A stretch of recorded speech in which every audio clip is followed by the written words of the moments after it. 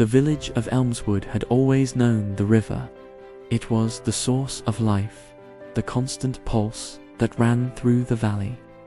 It whispered to the children playing on its banks, provided water for the crops, and cooled the humid air on long summer nights. It was a neighbor, sometimes temperamental but always familiar, until the week the sky wept and didn't stop. At first, it was just another heavy rain.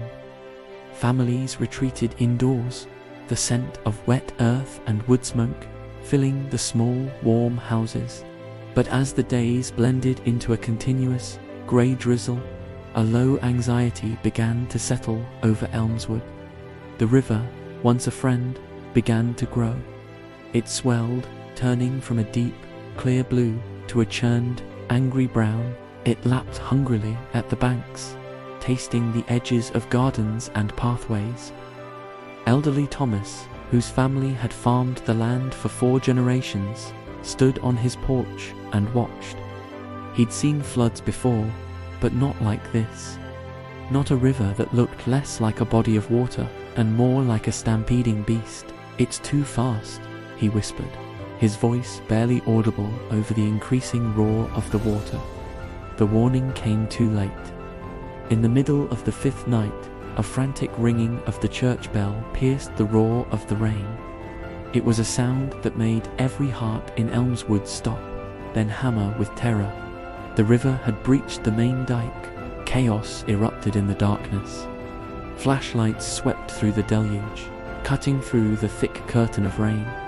Cries for help were swallowed by the noise of the water, which was now rushing through the narrow streets like a tidal wave. It didn't seep, it surged, it smashed through doors, rose from floors, and claimed everything it touched. Young Anya clutched her teddy bear, her small hand white-knuckled in her father's grasp as they waded through the waist-deep flood. The water was icy, carrying with it a slurry of mud, debris, and the crushed remains of the lives they were fleeing. Behind them, their home, with its brightly painted shutters and the marks on the doorframe measuring Anya's growth, was quickly disappearing beneath the brown tide. They made it to the hill where the old church stood, one of the few places safe from the rising water.